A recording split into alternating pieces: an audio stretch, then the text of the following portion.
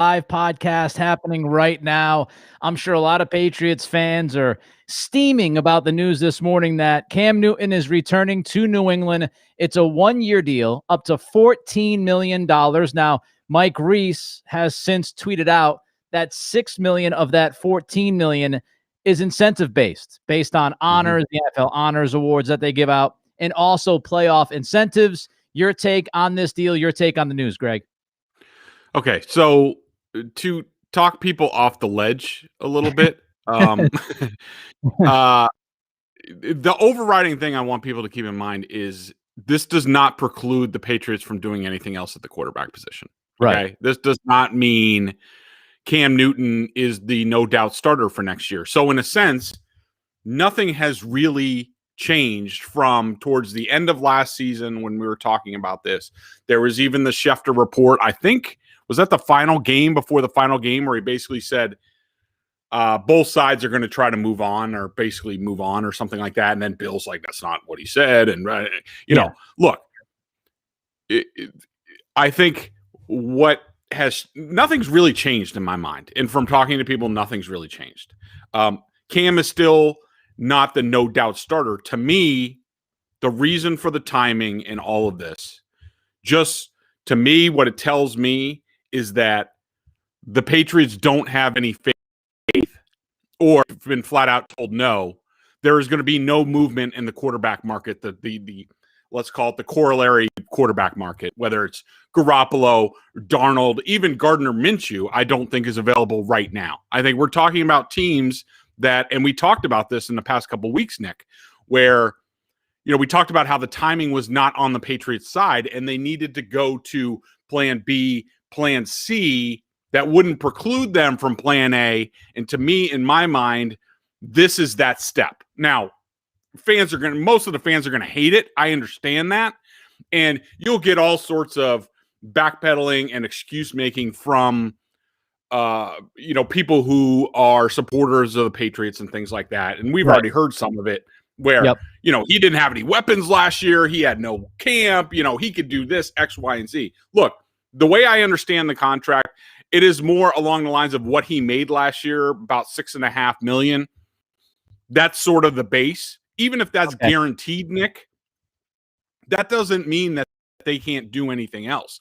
It's guaranteed. They could cut. I assume Belichick and Cam have some sort of understanding that says, like, look, we want her back.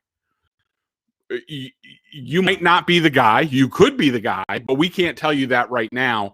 But you give us the best chance right now that we need to get somebody in place as we start free agency where we can go to Hunter Henry or Nelson Aguilar or Corey Davis or whoever and say, look, Cam Newton could be texting those guys and like, hey, you'll love it here and all this stuff, as opposed to the alternative was, yeah, we have Jarrett Stidham and Stid's calling him up being like, guys, how about you come play? Like, that wasn't going to work. So at least the Patriots are moving into a direction where they have something for free agency. And the baseline that I want people to remember is this does not preclude them from doing anything else. Plan A or even plan B is still out there for them. We just have to see whether those dominoes fall. Yeah, and I see a lot of people reacting in the chat right now saying, I can't believe this happened. $14 million, question mark. Again, the base of this deal, according to what Greg has heard so far, is about $6.5 million. Folks, that's not a lot of money for the quarterback position. It's really not. When you look around the league, Ryan Fitzpatrick, Marcus Mariota, Andy Dalton, those guys last year with the deals, with the incentives, you look at $6.5 million as the base, it makes sense. It's kind of a high-end backup quarterback. And if he starts and the Patriots give him the gig, then he'll have the chance to get $14 million. But again, $14 million, you're looking at the honor incentives, which means he's got to be like MVP. Offensive, and they got to go to they got to go to at least the Final Four, or maybe a Super Bowl for him to make all that stuff. Right. So look at this deal. I would say look at this deal as $6 million, maybe as much as $7 million, to be either the backup quarterback or to have a shot at being the starting quarterback and prove everybody wrong. Right. I think all of us watched Greg last year. We watched Cam play the quarterback position. We're not in love with the idea. He throws the football like he's throwing a javelin. But I also agree with you, the name value. Try to tell people that Jarrett Stidham's the guy. If you're trying to sell somebody on a gig, Curtis Samuel is a name that I brought up in our last podcast. You go to Curtis Samuel and you say, hey, Curtis, we got Jarrett Stidham. You think Samuel's going to be pumped and jacked about that? I don't think it's the end-all, be-all, but I do think it helps.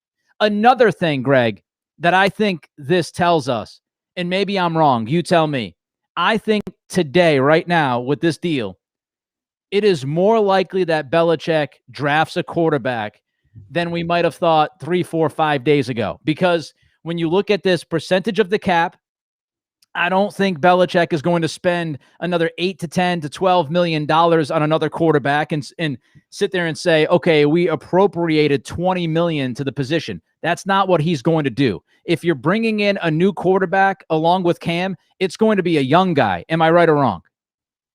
I don't think that's necessarily true.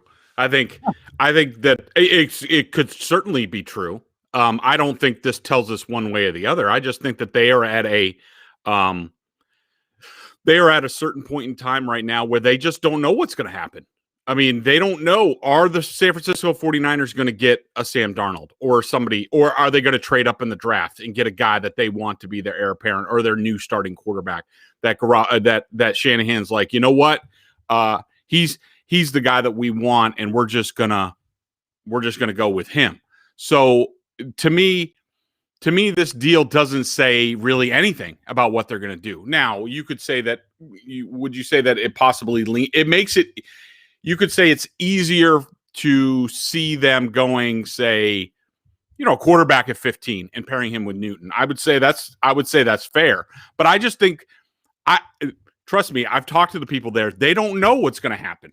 Right. They don't know what I had been told, and we talked about this, about a week, 10 days ago, where I told you that I couldn't believe it, but it was basically fait accompli that Cam Newton was going to be back in the fold, and that within the building they were basically starting to explain it, in a way that they could, sort of excuse Belichick and make sense of what's going on, and so I think that's been going on. And I just think that, look, we just don't know what's going to happen at the quarterback position. We just don't. We don't know who the San Francisco 49ers are going to get. We don't know if the Jets are even going to draft a quarterback at number 2 and make Sam Darnold available. Right. But I would say all options are on the table still for the Patriots at this point in time. It's just they got a guy that, they look at all the different scenarios, like say the Jaguars don't want to trade Minshew. Say the Jets don't want to trade Darnold. Say the San Francisco 49ers don't want to trade Jimmy Garoppolo.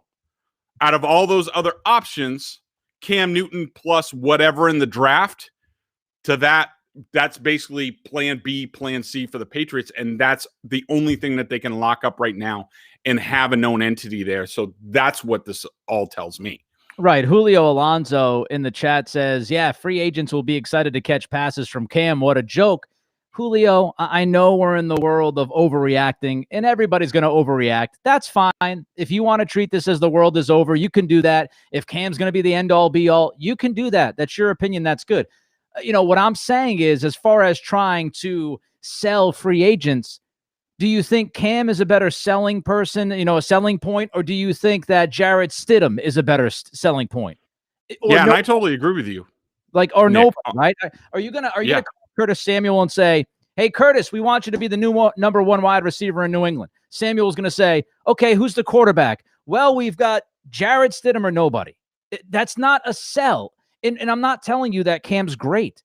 None of us believe that Cam was great last year. Nobody is trying to sell you that. No one's trying to sit there and say this is an unbelievable move. As Greg said, we have to think about reality. The Patriots are dealing with reality right now. In reality, yeah, it kind of sucks in the moment because you're not going to go out there and get Jimmy G. He might not be available right now. As Greg said, San Francisco is looking to upgrade. If they can't upgrade, then they're not going to deal Jimmy G. And you look at Marcus Mariota. Greg and I have talked about this before. Marcus Mariota has some questions. His leadership, his personality. If you listen to this podcast, Greg said a couple of episodes back that the Patriots weren't necessarily sold on the makeup of Mariota. Not that he's a bad guy, but that they don't believe he can be the alpha in the room. They're not sold that he can be that leader, that galvanizing kind of guy. So when you look at the options right now, I don't know how many people have to say it. Greg has said it. I've heard Jeff Howe say it. I've heard a lot of people say this, a lot of insiders. This does not mean that Cam is going to be the starting quarterback. Mm-hmm.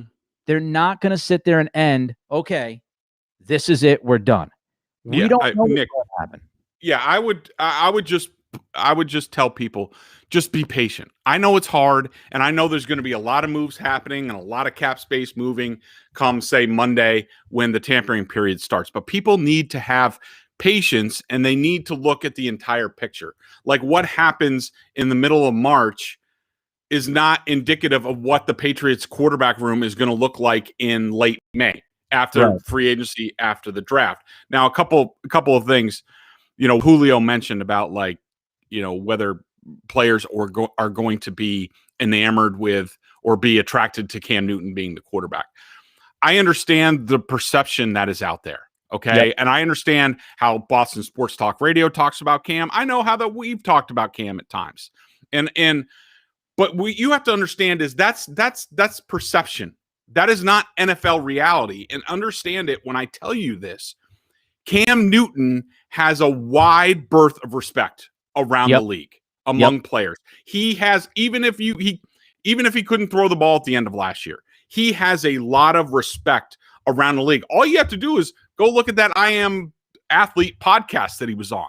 And any other time he's with NFL players, those guys all look at him like he is the man. And that is still happening. But I did want to talk about, Nick, real quick, is that in terms of the Patriots with Cam, if he ends up being the starter, there are still critical problems with this marriage. And I talked to somebody with the Patriots about this when it became apparent to me that Cam was going to be on this roster. That the way they were talking and not dismissing him and sort of saying, well, if we surrounded him with better talent, he would have been better. My point is there's two things with this offense. Number one, you have to win. You have to be able to win before the snap. And I just don't see any signs that Cam's going to be able to do that. He didn't at all last year. He never made progress in that regard. And the number one thing in the Patriots offense is don't run any bad plays. Can they get him to that point? I think they have confidence they can. I have doubts about that. And the other thing is, hold on, I want to stop you right hang on. Let me just finish this one last point. The other thing is the throwing motion. It's way too long, way too much gather. Like, he gets dip in his back shoulder. Like, that can't go on because this is a quick hitting offense and you won't be able to just build it around Cam Newton. They got to meet halfway, and that didn't happen last year. Okay. What I was going to ask you there, and I think it goes into what you just said, is bringing Cam back. Again, we don't know if he's going to be the starting quarterback. A lot of people are telling us, you included, got to be patient. This is to get somebody in the room who is well respected in the league. It doesn't matter, what Jimmy in Worcester feels like, or Johnny in Watertown, or even me or you. It's not about that. It's Johnny in Watertown. The players in the NFL, no matter whether you hate Cam or love him or think he sucks, or the players still respect him. The players still believe that he's good. It doesn't matter what we think. It matters what they think. And if for years we've been talking about how Bill Belichick has his finger on the pulse and he knows what's going on, trust me, people inside that facility know a hell of a lot more about how people in that league feel about Cam than we do. And this signing tells us that players that they're targeting would be more open to the idea of Cam than Jarrett Stidham. That's what this tells us. Whether you like it or not doesn't matter. Now, the question that I wanted to get to, Greg, was what you were talking about just a moment ago. You bring Cam in. What's fascinating about this, and it goes along with my draft idea, because I disagree. I do think, I'm not telling you it's a guarantee. I think this tells us that the Patriots are more likely to draft a young quarterback now than they were a week ago. Oh, yeah. I think so. I mean, all right, I always thought that was in the plans, but yeah, go ahead.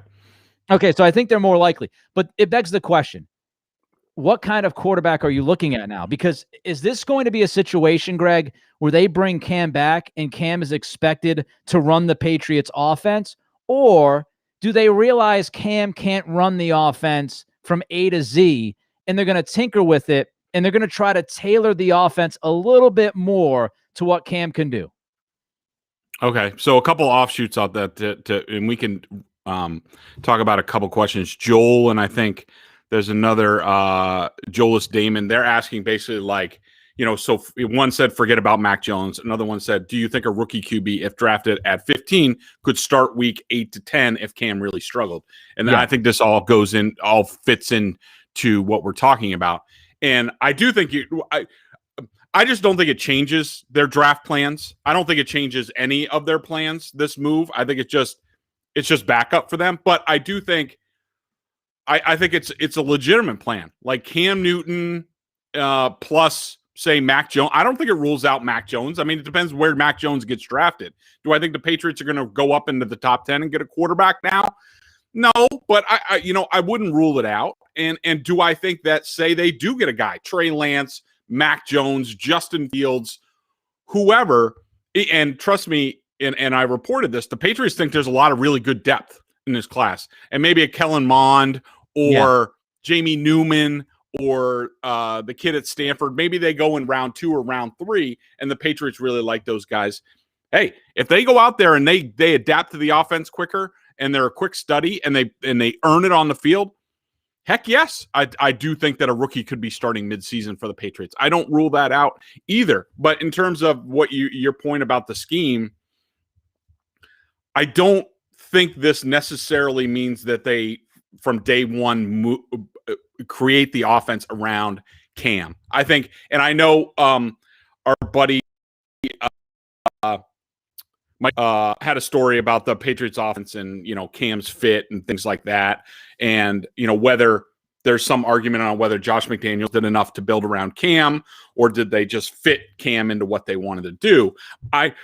Look, as soon as Cam got signed last year, McDaniels started tailoring the offense to what they want to do. But it's like I said last year a billion times, it's always going to be the Patriots offense. All this stuff is built into what the Patriots do. The thing here, Nick, is you're hoping with outdoor practices and things like that the Patriots will be able to rep this stuff a lot more and say, all right, we've accomplished play A. That allows us to go to play B and have more offshoots, where I think they were stuck on plan A, considering Cam's COVID status last year and all that. I think that the offense never got to where Josh McDaniels wanted it to go, just because of the offseason, Cam's COVID, how they stunk on offense. At one point, at the middle of the season, they had to go back to basics. I mean, they probably had one of the most basic NFL offenses you will ever see. And I think that was both Cam and circumstances. And you're hoping that if it does need to be Cam at the end of the day, that they can get beyond that and be better and more diverse on offense.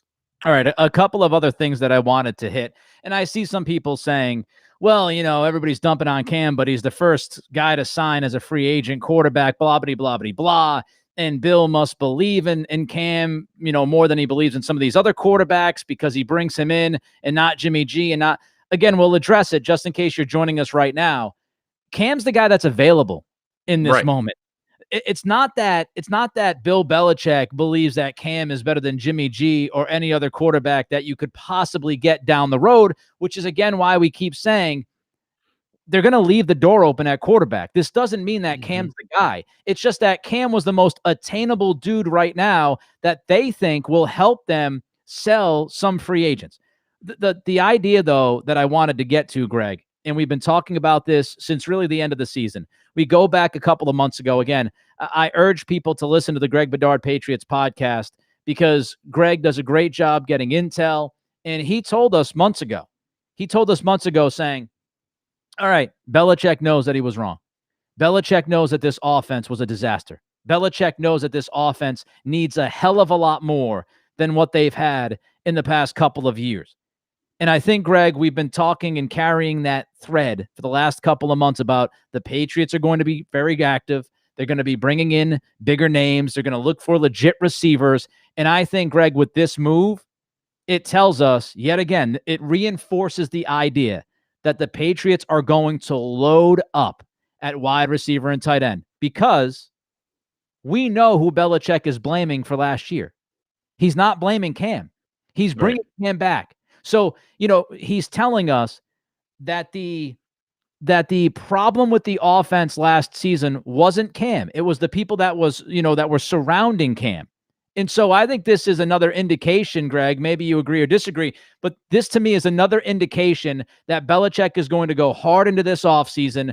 And when he goes shopping for receivers, he's going to go shopping for legit dudes, not guys he can get on the cheap, but guys that he can surround Cam or maybe another quarterback and say, this offense will be better because we have better talent.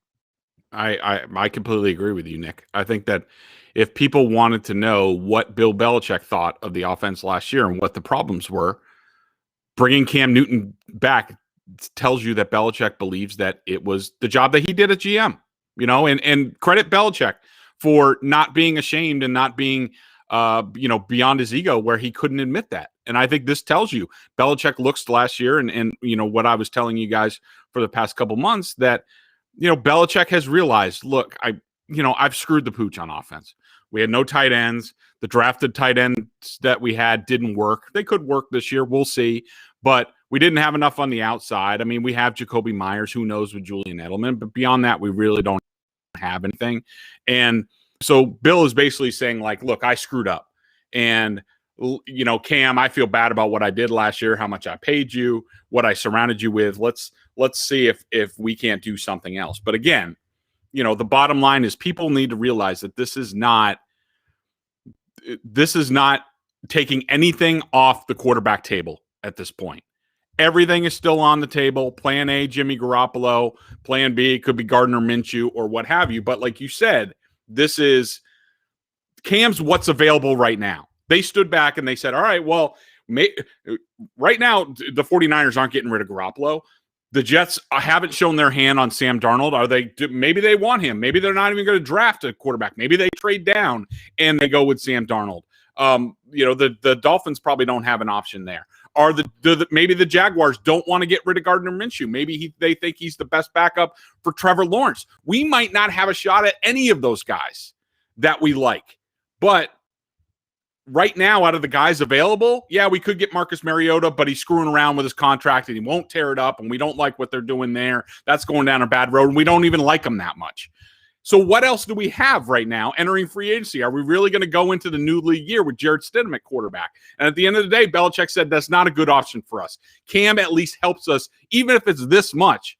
Cam helps us with the players around the league that we might attract signing. You talked about signing wide receivers and tight ends. I wouldn't preclude a trade for like an Allen Robinson under the tag or something like that. So all options are on the table. And Cam, whatever you think of him on the field as a starting quarterback in the NFL, you can't deny that Cam has cachet around the league. Right. And that helps the Patriots starting on Monday. Yeah. Where is sports going? Where is sports headed? Whether you like this or not, everybody, it's about friendships. It's about relationships. It's about, respect from player to player. And again, I know a lot of people are going to get wrapped up into this idea that Cam stunk last year, and he did. Neither Greg nor I are trying to sell you on this idea that Cam was awesome last season. That's not what we're saying. That is not the narrative. The narrative right now is the Patriots are going shopping. Monday is the beginning of free agency. That's when teams can tamper. We'll start learning of deals on Monday. It'll be official on Wednesday, quote unquote, but we'll start learning about deals on Monday. Timing matters. Context matters. The reason why the Patriots made this deal when they did, why do you think we're hearing about it on Friday before free agency? Just pull your personal feelings out of it. Pull your own emotions out of it. Pull your own evaluation of Cam Newton out of this conversation for a minute. Why do you think we got this news today? Nobody's shopping for Cam. Nobody's knocking down the door. Ron Rivera was asked about it yesterday, and he pretty much dismissed it. So why was the news today? The news was today, and Greg, correct me if I'm wrong. The news was today because over this weekend, phone calls are being made, deals are getting closer, and the Patriots needed somebody in that room that they could sell to the prospective free agent. That's why the deal was today. That's what, this deal could have happened 3 months from now. Think about it. Think about what the timeline tells us. They needed somebody in that room before Monday. And out of all the options that they had, Cam, whether you like him or not, he was the best option at this point. So that's why it's announced today. because they want to get this. It's getting the ducks in a row, and it's about friendships. OBJ, for example, Greg, how many times have we talked about it? Beckham loves Cam.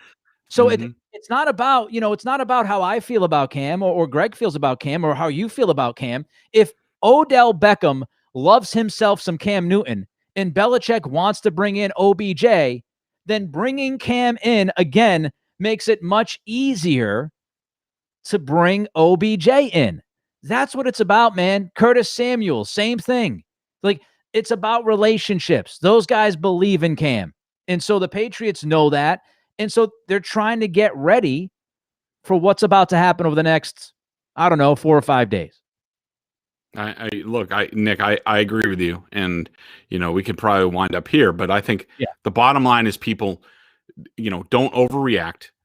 Don't set aside, like you said, set aside your feeling. The NFL receiver, whoever they are, or tight ends, they just know that Cam Newton won a Heisman at Auburn, went to the Super Bowl, won an MVP. He represents cool in the NFL, and that appeals to a lot of guys. And guys, trust me, and we haven't talked about this, but let me just regurgitate this thing about what you heard behind the scenes with Cam Newton.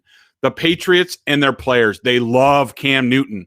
They do. They love him. His leadership was unbelievable behind the scenes. I mean, people just said, I'd hear, you'd be blown away. I can't believe that. Like, all this stuff about Cam Newton, and that matters.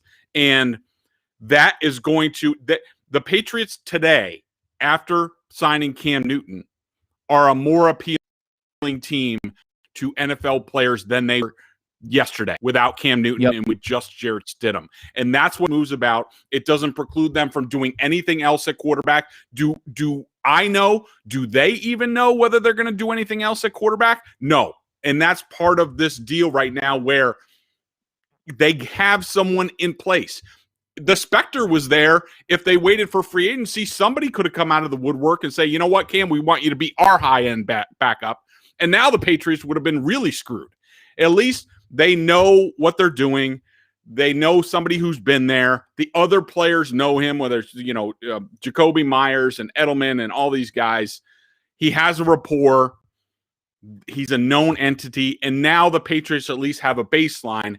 Now we need to see what else they need to do, what else they're going to do. But people just need to be patient and see what the whole picture looks like. Right. Perfectly said. And I think, again, as far as the money, we're talking about $6 to $7 million on the base. You'll hear a lot about $14 million. That's if everything comes together. That's if he wins awards and they make the playoffs and they make a deep run. That's when you talk about the $14 million. And if you look around the NFL, $6 million on the base is pretty much the going rate for a high-end backup quarterback. So let's all keep it reasonable. And I know it's very tough to do in 2021, but try to keep it grounded. He's Greg Bedard. I'm Nick Cattles. Again, check out the Greg Bedard Patriots podcast with Nick Cattles. We do it every single week, 2 episodes a week. Thanks for joining us live. It's going to be a very busy weekend. It's going to be a very busy week. BostonSportsJournal.com. We'll talk to you soon. Be good, be safe, and be healthy.